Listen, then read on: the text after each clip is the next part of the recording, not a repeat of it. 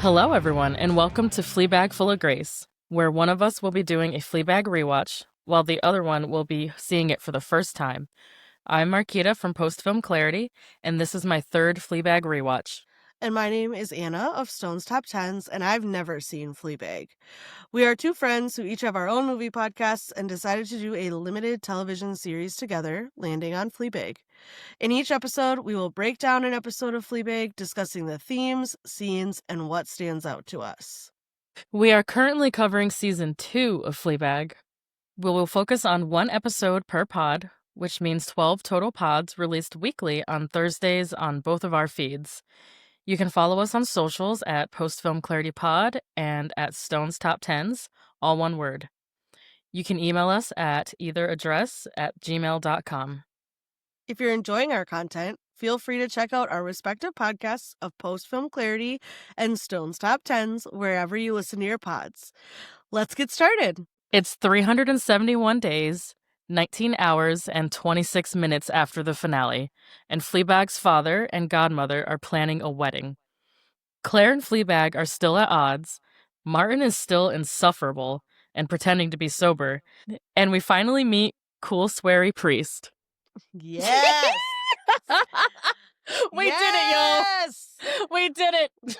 Oh my gosh. Hot priest is here, baby! Okay, I spent all day today like, this is it. This is it.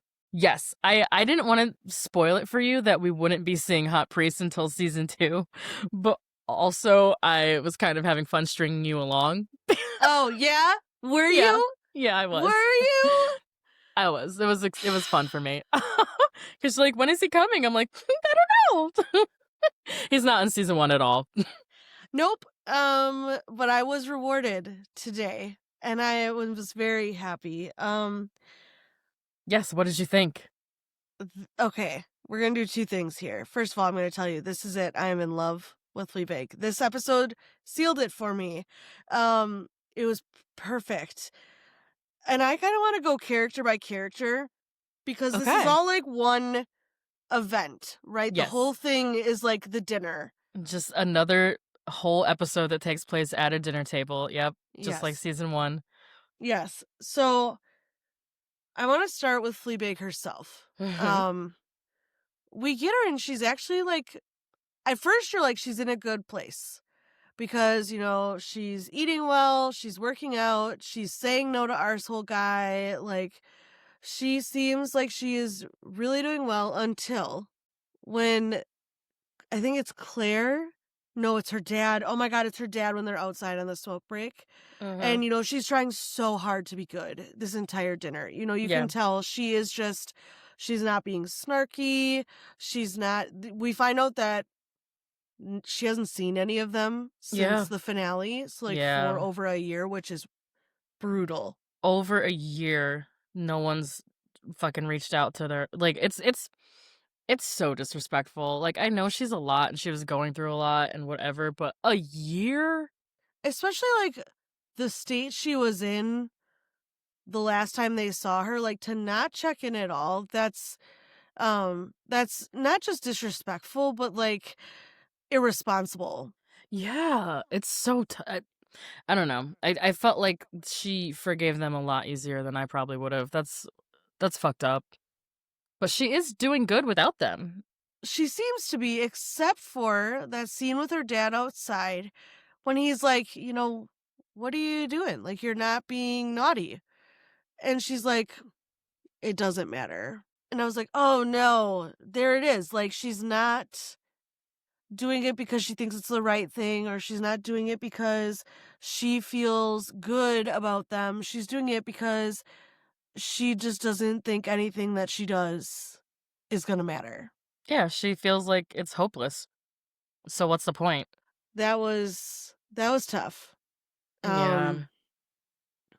Can we take a second for that jumpsuit? Ooh! She was looking good. She was so good. Yeah, she was looking very good. I love the when you get like the full body shot of it when she's in the bathroom. Oh my God. And that beautiful Art Deco bathroom. Yes. Yes. Phoebe's looking good.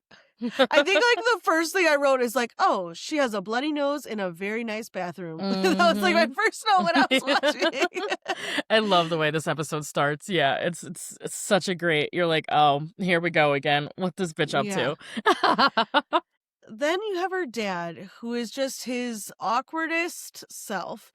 I had Mhm. a jump scare where, like, I legitimately thought he was dead at the beginning when she, like, had that cut where she was like, "We're coming together because," and it, like, shows him, like, a gravestone and her and Claire, and I was like, Oh. "Oh my god," and then she's like, "Just kidding, I wish," because he's instead engaged to the godmother. Yeah. Um, but every time he tries to talk and he's just, like, trying to be sentimental, oh my gosh. He can't do it. Like, he's just eh you basically realize that even though it's been over a year, everyone outside of Fleabag is kind of exactly where you left them almost, like, Very static. static, there we go. Yeah, good way to put it. Except for Martin, he's not drinking anymore. And Claire is so happy. She's so happy. She's doing her best, or she's She's her best. so happy. Yeah, what else about the father? I he's I love that he kept saying things that were inappropriate, but, like, trying to be, like, sweet. Um, he uses a very sexual term to describe them all being together. Oh, yeah. I forgot about yes. Yeah, that's And then he right. says, like, it was a bedroom gift, and, like, when he gives her the present. Mhm. She's like, "That's not what that means. Why would you say it like that?" Yeah. And he's like, "What? It's supposed to be opened in the bedroom when no one else is around." Like, That's not a thing."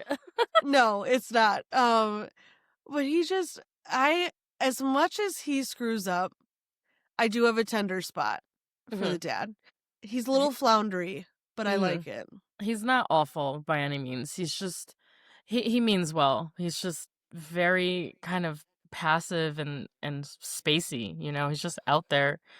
Um, yeah, I feel like mm, we'll see with like the wedding stuff. Oh, We'll see. oh, geez. Okay. Well, speaking of the wedding, the godmother, she is self-centered and douchey in this episode, but she does not take the douchey crown. This is not the worst of her, I don't think, that we've seen. You know what? That's fair. This is the most subdued she's been in a few episodes. Yes. Yeah, especially given the way we ended last season with her. Oh my god. Mhm. The douchey crown goes to Martin. God, he's terrible.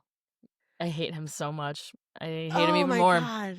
I hate him even more now. He has, like, the inappropriate comments about them getting married where he's like, I don't remember even what he says, but it was something that was like, maybe don't say that."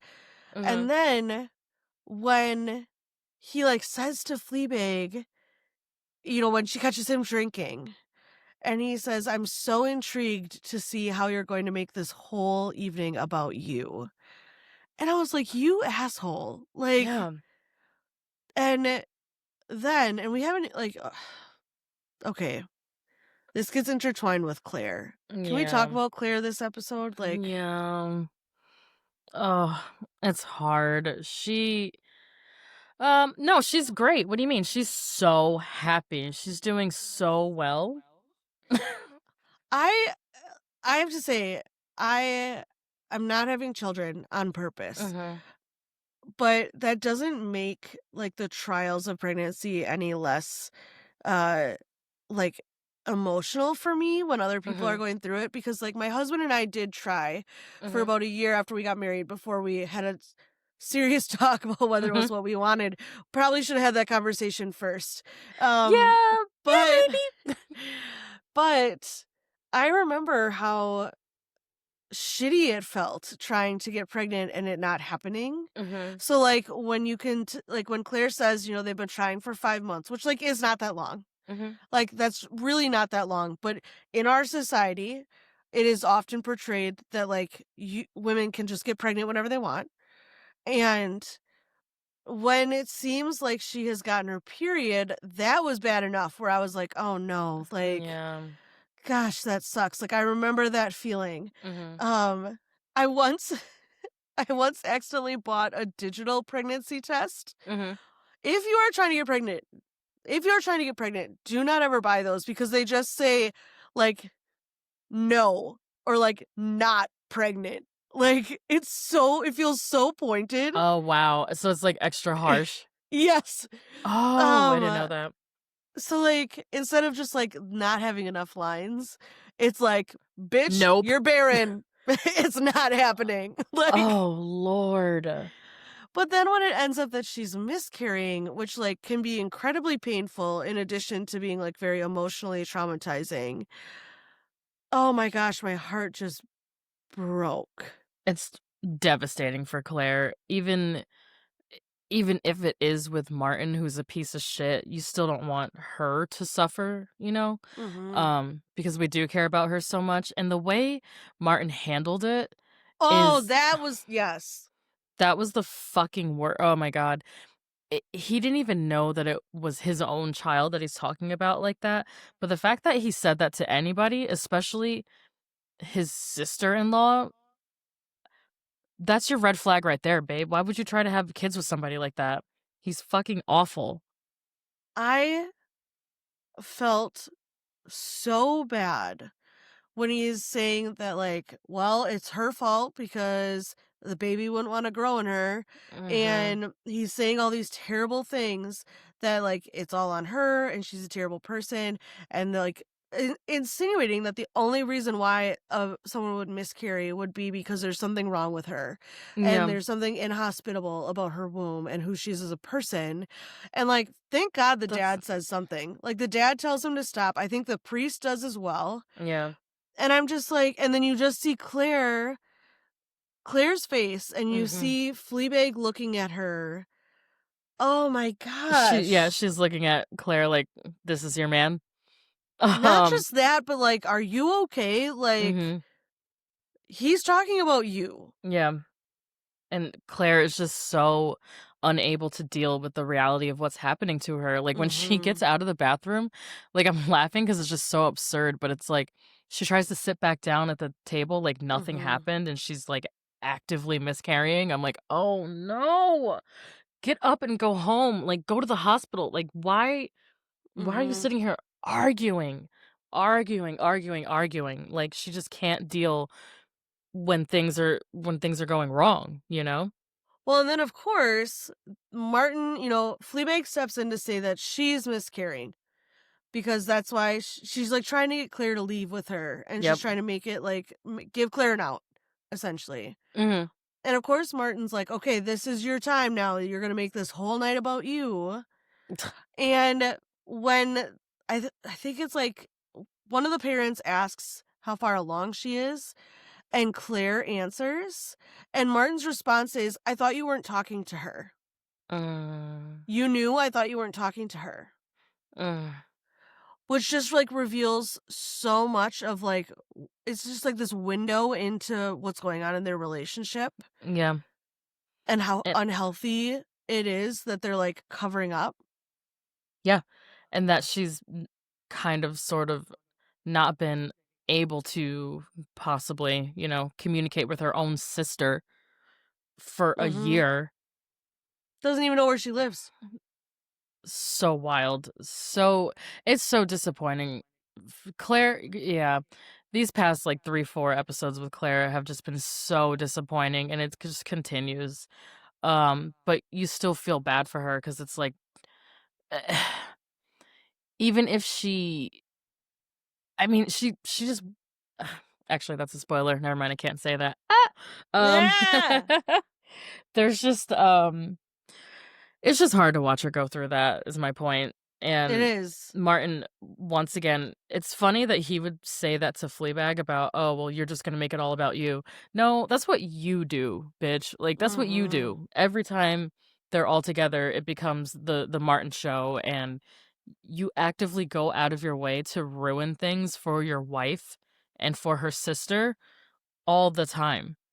Um, So just really a lot of fucking audacity out of him this episode, and just the misogyny on 100, and you could tell, like, how much the priest, like, can't stand him, Yes. which just makes him even more attractive.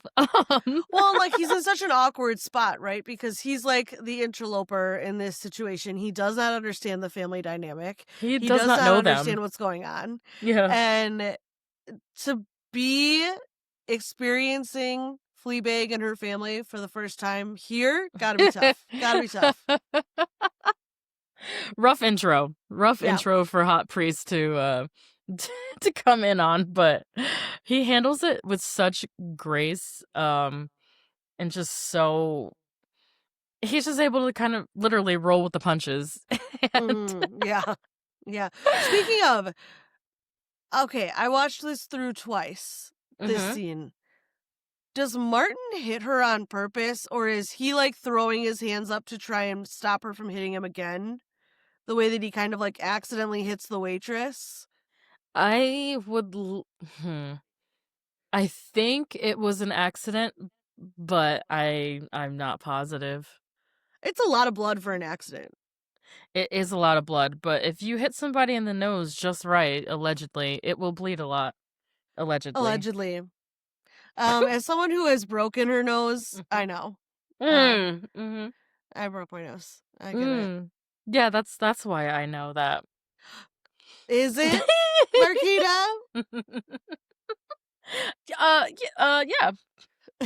Okay, let's perseverate on the hot priest a little bit. Woo! Um, he's hot. He is hot. Andrew Uh, Scott, baby, here we go. I do really like that he's kind of sassy. Yeah, Uh, when he tries talking to Fleabag while they're smoking and she just like so rudely walks away from him mid sentence yeah, and he like calls her out. yeah, he's like, I was "Oh, just like, fuck you then." yes, yes. I was just like, oh my God.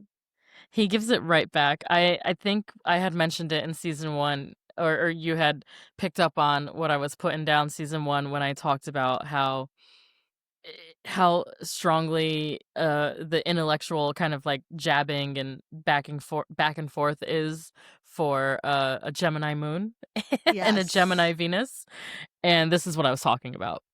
Hell yes. This whole night with the priest, she's just like, "Oh, alright, yeah." Are you cool? Are you not? I love when she like questions his priesthood and she's like, Mhm. are you a real priest? Are Like, you are you a real priest? Yeah.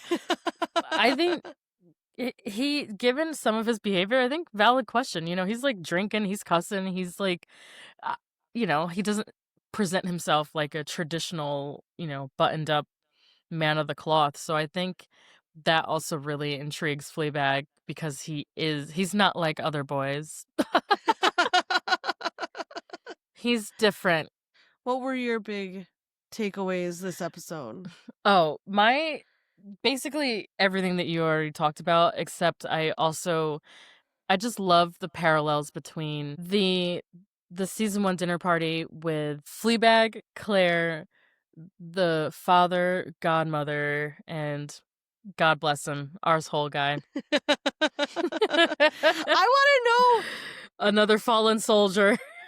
We see a clip of him like asking her to hook up, Mhm. and she says no. So, like, did he not stay with the girl he had fallen in love with? Are we to assume?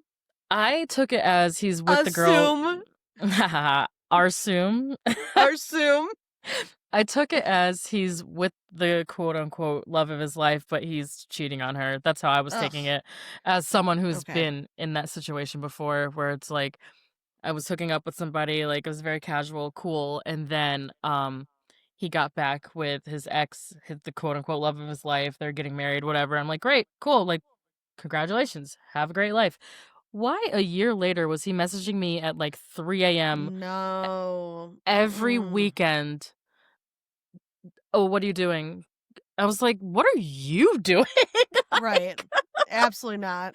So that's how I took that interaction Mm. as, but I guess he never says. I love that Maybe she literally runs away from him. That's Maybe. my favorite. Aw. Maybe we'll see him again. Who knows? Who knows? Oh, dear But Lord. maybe. But yeah, Arsehole Guy making a very, very brief return. But yeah, I think a lot of my reaction is just about Andrew Scott, so that leads us right into the next segment. Yes, get it. So for this week's behind the scenes, I am just I just want to devote this whole segment to the unfortunate crush of my life, Andrew Scott. Andrew Scott is Irish, hot, and gay in that order. Mhm. He has acted on stage since 1992. He got his major television start in Band of Brothers in 2001, which I didn't know. That was like one of the first TV roles he had, I think, in the States. Okay. Um, and he, of course, rose to fame as Moriarty on Sherlock starting Mhm. in 2010. And he played Moriarty until 2017. And him, oh my God, you want to talk chemistry? Yes, of course, he has it with Phoebe Waller-Bridge as well, but the chemistry between him and Benedict Cumberbatch, woo! That was setting Tumblr and Wattpad on fire back in the day. I wasn't there, but I heard that that's what people were really into, like Sherlock fan fiction with those two, Mm. or with Martin Freeman and Benedict Cumberbatch. Yeah, I could see it. Watson and Sherlock fanfic. Like Bank Manager, Andrew Scott is also in a James Bond movie. He is Inspector, which I don't. I feel so bad. I love James Bond, and I've definitely seen Spectre. I don't remember him being in it. Is he the bad guy? I gotta see that movie again. I've only seen it I once. I need to admit something to you. I Oh have no. never seen a James Bond movie. Oh, Anna. None? There's like 50. Not a one. Not a one. My brother did Oh, have the wow. GoldenEye video game on N64 Mhm. that my parents threw away and wrote an angry letter to the company because Because it's they, violent. yes, and they sent Mm. him like a different game. Wow. My Like, mom's angry letter writing skills are unparalleled. She that's also wrote them to Scholastic books because my Harry Potter books fell apart. And she was like, I did not pay over $20 for these books to fall apart. as she should. As she should. Regardless of the fact that they were in like my backpack, my purse, like Doesn't matter. Doesn't at matter. every meal. What kind of binding glue are we using? I'm on her side. Yeah, I definitely am the modern day version of that. I love to write a feedback survey. I love to write an angry email. Please don't get me started. Like, don't piss me off. I love I got ice cream one time that was like the flavor was off. It was supposed to Oh be my god, Marquita. no, let me finish. It was supposed to be a pumpkin spice cheesecake flavored ice cream, right? And it is supposed to have bits of cinnamon roll dough in it. The dough was like straight up salt. Like it was just salt. It was the saltiest ice cream I've ever had in my life. It was fucking disgusting. And I was like, I just spent $8 on this pint because it was some, fancy artisanal ice cream. I was like, oh, yeah, no, that's crazy. Went went to my computer, not my phone, my computer. That's how you know it's serious. Oh yeah, And I was that's like, when it's real. and wrote them wrote them an email that was like, y'all, I don't know what's wrong with this fucking cinnamon dough, the cinnamon roll dough, but it's not cinnamon, babe. It's salt. Like, it's straight up salt. You need to pull this from the shelves right now. Like, that was disgusting. I can't believe I just spent like $8-9 on this shit at Whole Foods. Y'all gotta fix this. And they did. I went to Whole Foods like a week later and they had pulled it all off the shelves. So, Look at um, you, saving lives, one salty ice cream at a time. I'm a hero. Thank you, Van Leeuwen. Oh, and they gave me a free pint of something else. So, yeah. Okay. The lesson is complain. You do get free things. But not at like local businesses and like, there's certain finesse to it, but if it's, like, a big company and they're fucking up, Imma let you know. Imma tell you. I love complaining. Anyway, back to Andrew Scott. All right. He was also in 1917, which I haven't seen yet, Black Mirror, which I've also never seen. You've never seen a single episode of Black Mirror? No, I'm not we've got dystopia outside.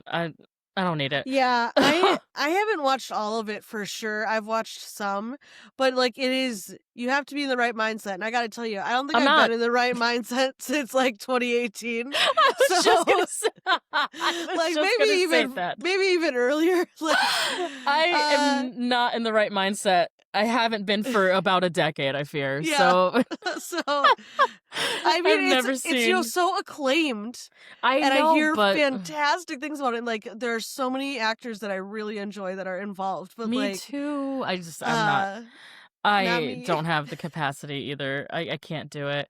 No. Um, yeah, so listen to Andrew Scott's 2019 run. So he had Fleabag, 1917, Black Mirror, and his Dark Materials all in 1 year. That's a lot. Motherfucker was booked and busy. He was working, and I think he was on stage at the time too. Wow. He starred in All of Us Strangers. I wanna say that was 22 or 23, with Paul Mescal. They play a gay couple. It's God, that movie's devastating. He's excellent in it. It's really sad though, but he's so, so, so good in it. I have not Um, seen it. Should I add it to the mm, list? yeah, oh, it's really good, but you're definitely gonna cry. I'm gonna be honest with you. Doesn't take much. You're like, "I do that already anyway. Listen to our It's last fine. episode."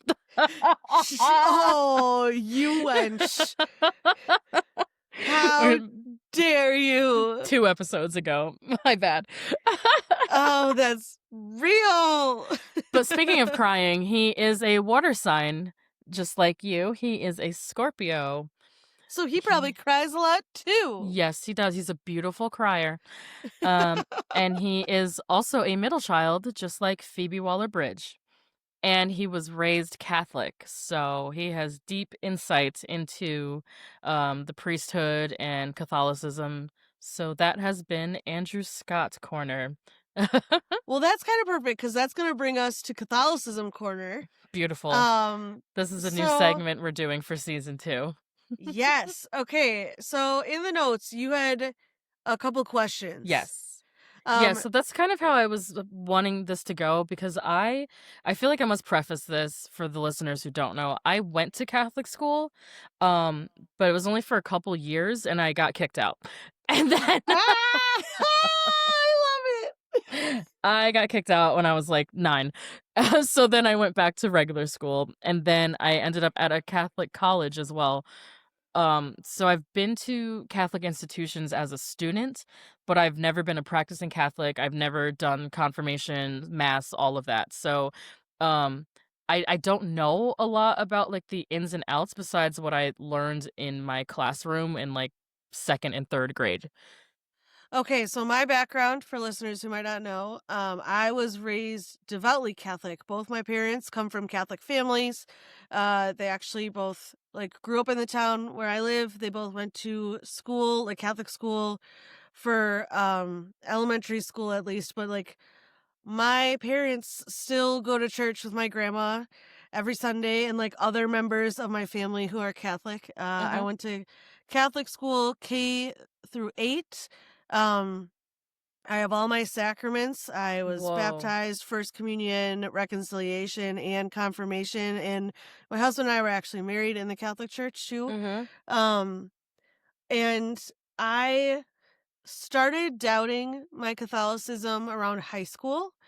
Uh-huh. Um, but my parents still really wanted me to get confirmed, so I did. And it has been a a journey of my understanding of religion, and I am not Catholic anymore, but I do uh know a lot Mhm. about Catholicism, and that's kind of where we're gonna go from. Perfect. Come from, go for, whatever. Go That's where I'm. go towards. That's what I'm bringing to this conversation. Essentially, You're bringing so much, Anna. This is gonna be your bag for the next 6 episodes or 5. Fun fact: I did win a Catholic trivia contest in college. Hey, bless up. I did for a brief period. In season 1, I talked about how I lost my aunts, and I very much turned to the church during that time period because I went to college 3 hours from home, and I didn't really have any family around. And so I Right. was looking for that community, and I joined the Catholic group on campus. Didn't make a whole lot of friends because we started out with this trivia thing, and I was like, well, actually, Oh, Lord. let me out Catholic the shit out of all of you. Yeah, I'm sure they loved that. It was not. I was not popular. I've won many a trivia as well, but not Catholic trivia. That's I am insufferable when it comes to trivia. If I know the Me answer, too. I will not listen to anyone else. I'll just write the answer. And Me I'm always too. writing it because I have the best handwriting. Me too. Oh, wow. We are. I'm the worst. I am also the worst. I am ask, that bitch. Ask anyone who's played trivia with me. I'm like, shush. No, I got this. Yeah. Someone will be like, well, isn't it? I'm like, no, it's actually not. It's really not. Just sit there and drink your beer. Yeah. You're just here to fill the table. Yep. You're my fluffer. You're just here basically to watch me.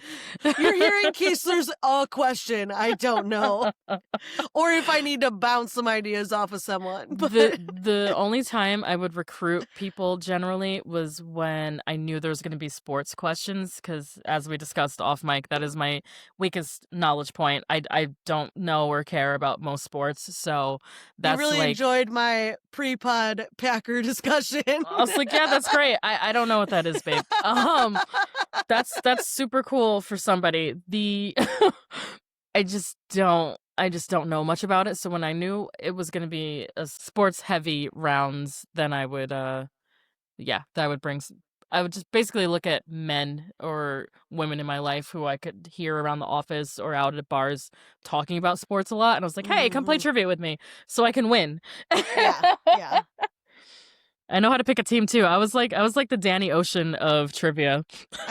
Oh my gosh, I need that on a business card for you. We're putting together a team.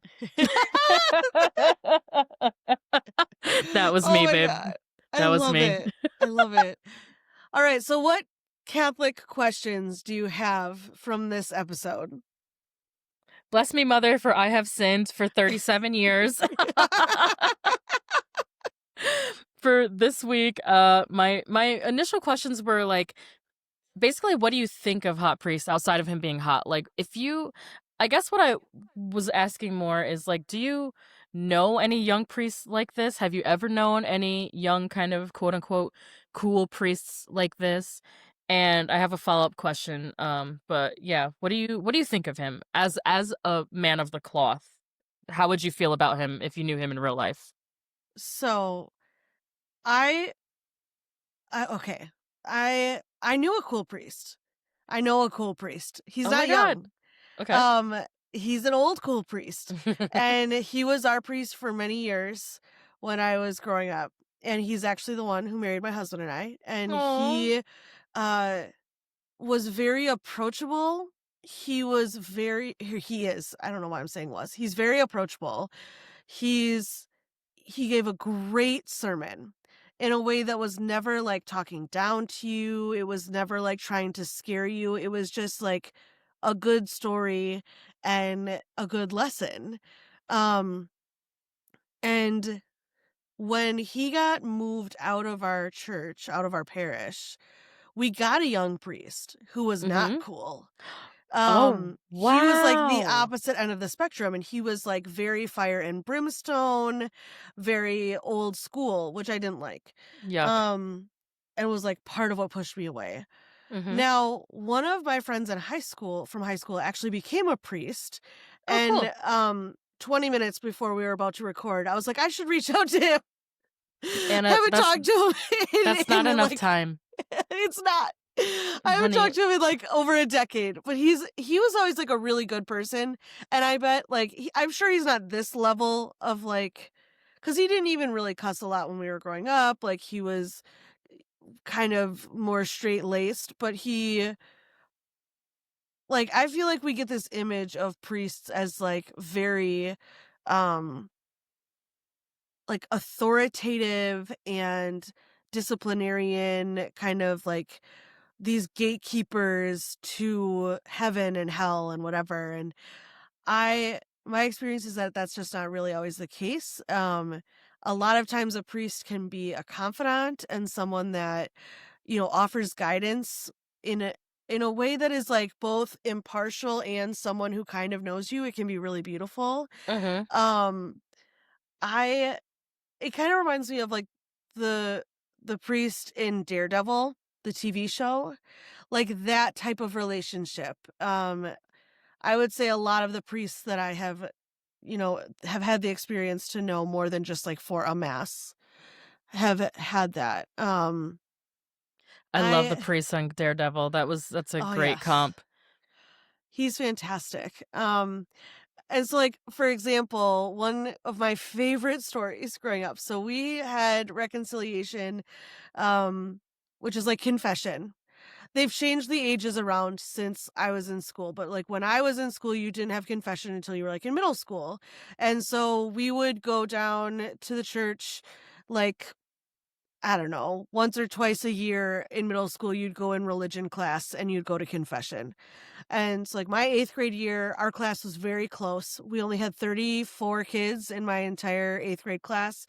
We were all very close. We known each other for years and years and years, and we were what one might call squirrely.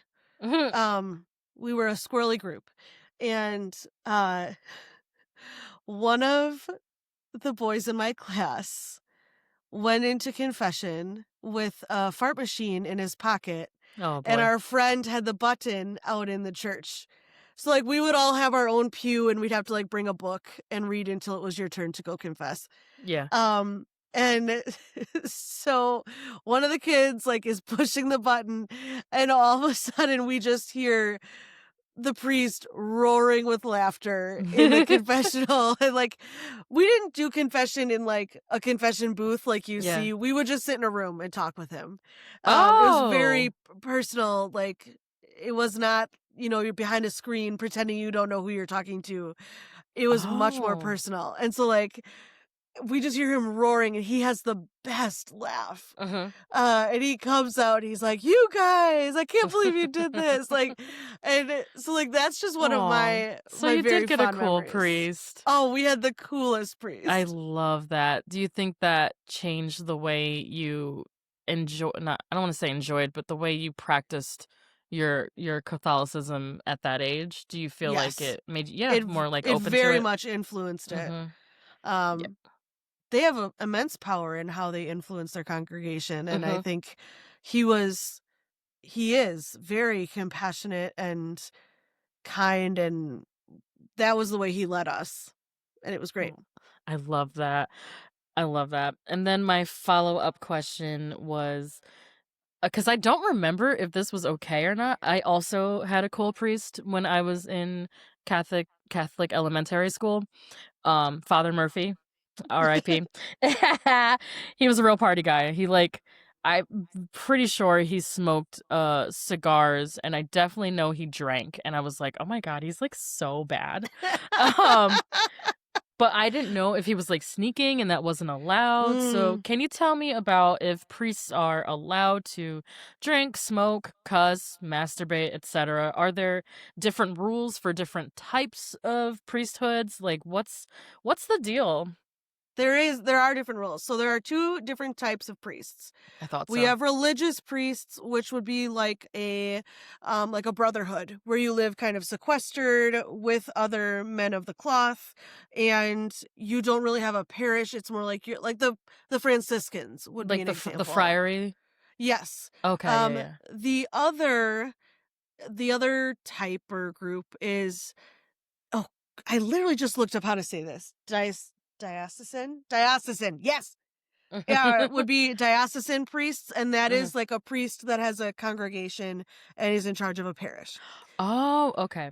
So hot So, priest is a diocesan priest. yes, yes. I see. Um, and I did not feel like sifting through Catholic doctrine. So I went to the Diocese of Arlington had like their qualifications for becoming a priest. And so like I don't know if this is everywhere, but I do know that like this is what they were looking for when they said they were looking for priests. And priests are Mhm. in demand. We have a desperate need for young priests because it's kind of dying out. Mhm. Um so they do have to be baptized, confirmed, and practicing Roman Catholic men with a Mhm. desire to serve God and his people. So again, you got to be a guy. According to the Arlington Diocese, first and foremost, you need a faith in and love for Christ and his church. That makes sense. Yep.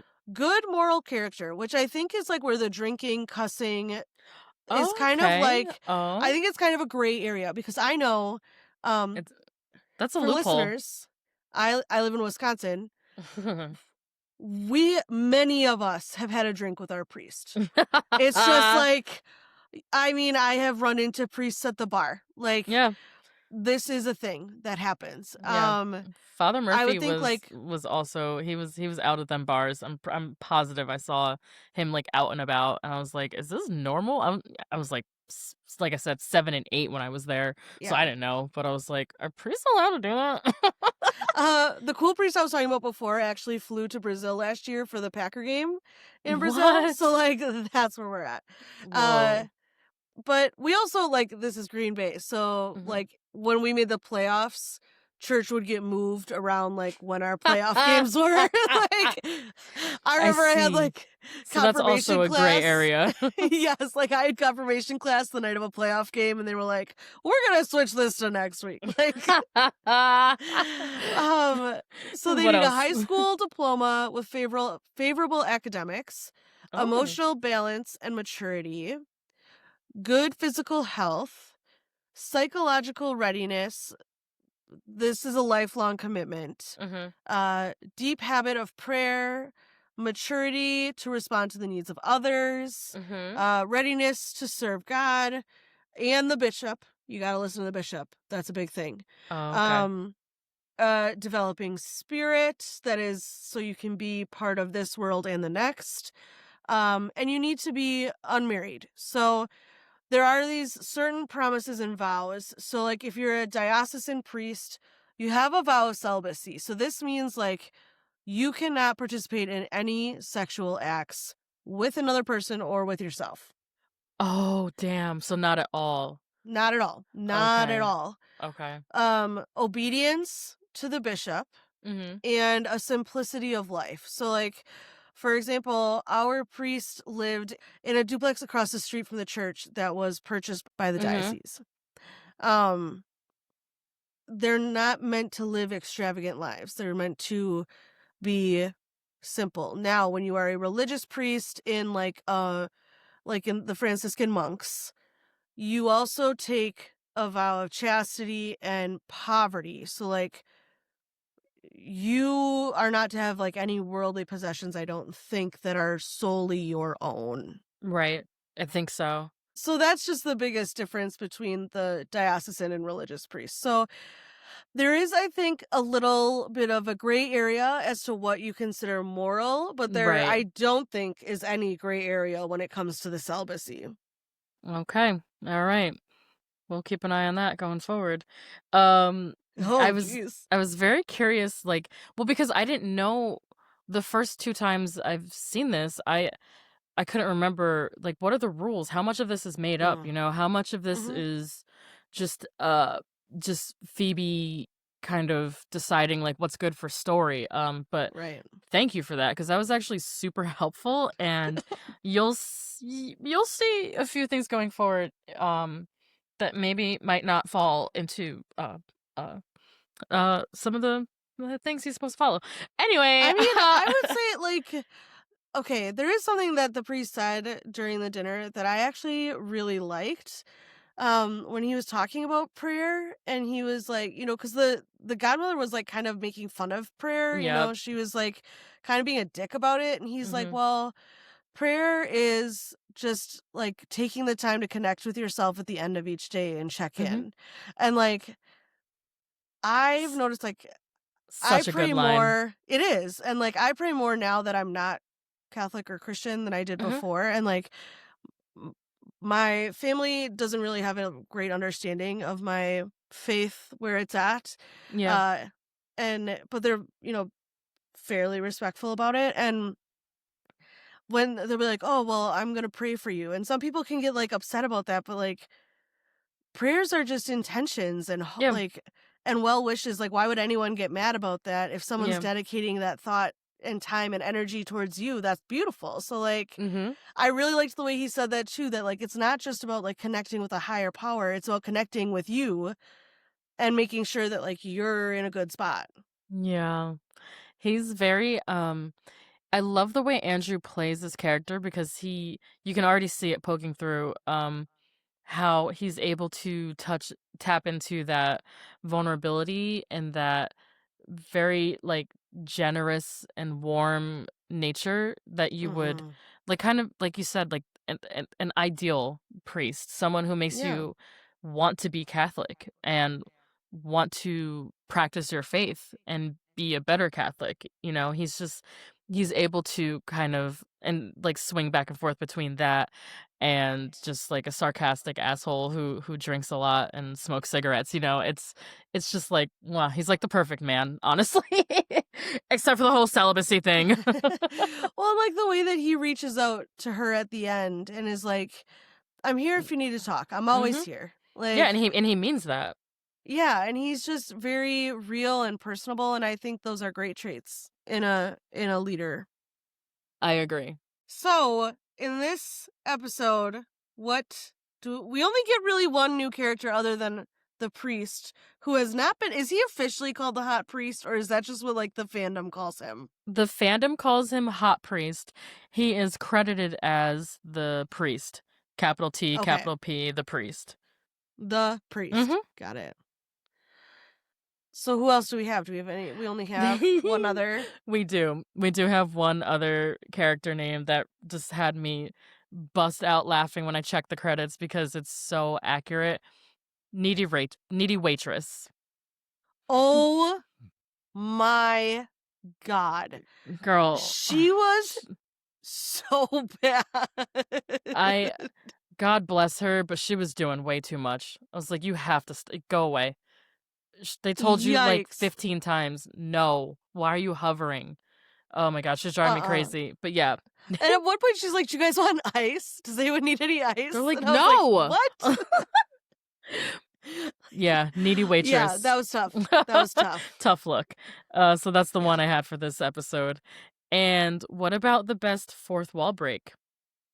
Okay, there were so many. Honestly, like the first chunk of this episode where it's like flashbacks, fourth wall breaks, like it's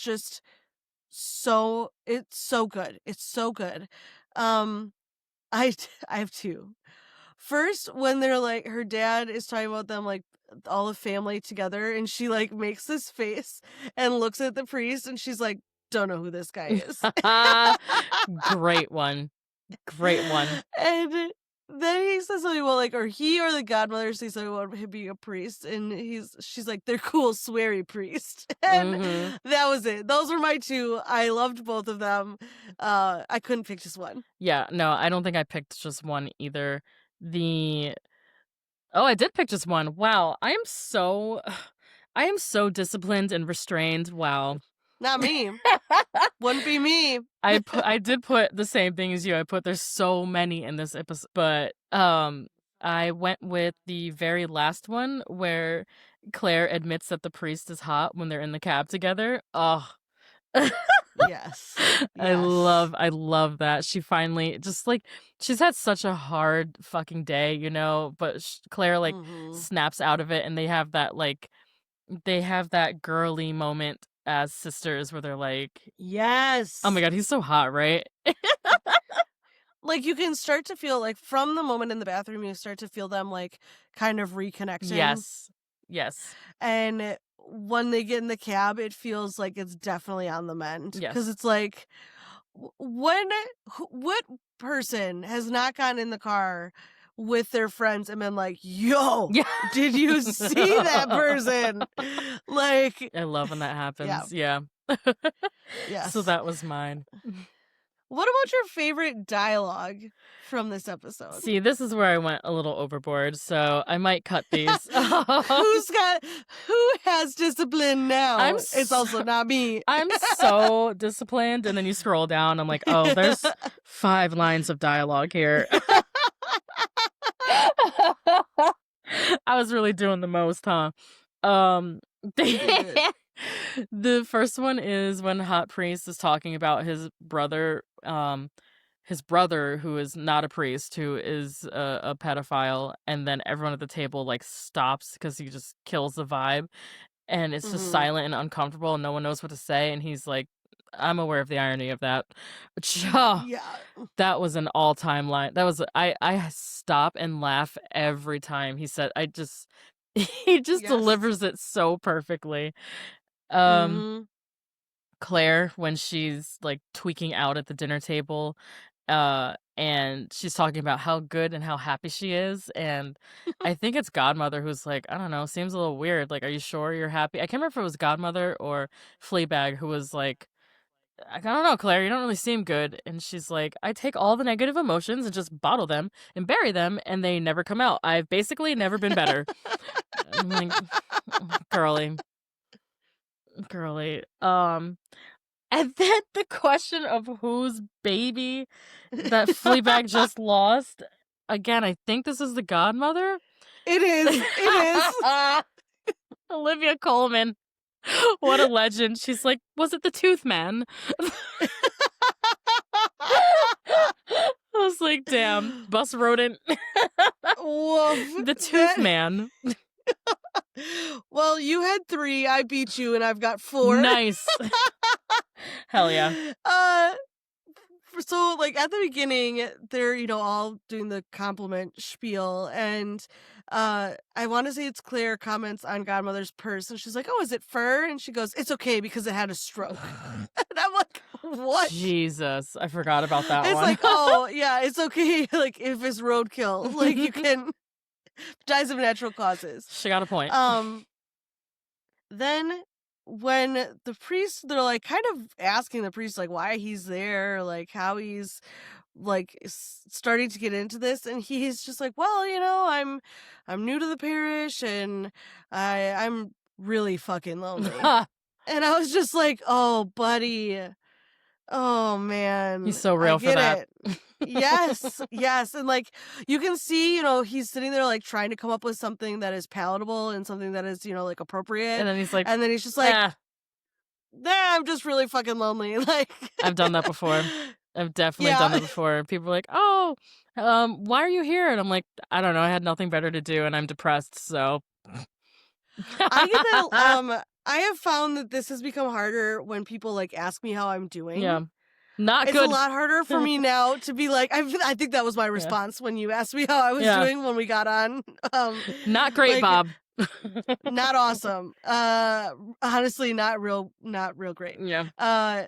So like I found like I've had a lot harder time, being palatable when people ask that. Yeah. I Uh can't really fake the funk anymore. I'm like, it's bad. What do you no, want me to say? I'm not okay. It fucking sucks. Um Next question. okay, next quote is again Claire talking about how happy she is. Oh, yes, because she's so happy. She's like, it takes real commitment to be this happy. And meanwhile, her like neck veins are like bulging because she's so tense. Oh God, Claire, give it a rest. Which kind of leads me to the last one. And this one, I was like, oh my gosh, throwing stuff at the TV. I was so happy for this. When they're talking about like whether happiness is like what you believe in, and Fleabag is like to Claire, like making eyes with Claire. She's like, maybe happiness is not what you believe, but who you believe. Because she's believing Mm. Martin over her. And I was like, yes, tell it. She ate her up. Mhm. Yeah, Mhm. those were great ones. I mean, we basically quoted half the episode, but that's because it's such a good episode. This is one of my No, this was a favorites. longer episode. Yeah. This was a longer episode. This is only maybe a quarter. Yeah. You're right, you're right. Yeah. In our defense, this is a longer episode. Yes. You're right, you're right. So what are your predictions going forward for the next, episode or next few episodes? Listen, my predictions are very basic. Uh-huh. Okay? I think Fleabag is gonna visit the priest. Mhm. I don't think I'm gonna be wrong with that. Um, in all caps, and this may be a hope, this may be wishful thinking, but I think Claire is going to leave Martin. I think that the fact that she was at the cab without him and that she wanted Fleabag with her, she was clearly planning to spend the night at Claire's or at Fleabag's because she was like, "Take me to your address. We'll talk about this in the morning." Mhm. And then Fleabag's like, "Go to the hospital." Go to the hospital, girl. Obviously she was planning on staying with Fleabag that evening. So I'm hoping that is going to lead to her leaving Martin. Maybe we'll see. I know. You I coy know. lady. Stonewalling you. Um, So rude. so thank you to everyone for listening and hanging out with us this episode. I hope you learned some new fun things about Catholicism. I know I did. And we will see you next week. Feel free to follow us on socials at postfilmclaritypod and Stone's Top Tens, all one word for both. And you can email us at either address at gmail.com. Next week, we will be looking at season 2, episode 2.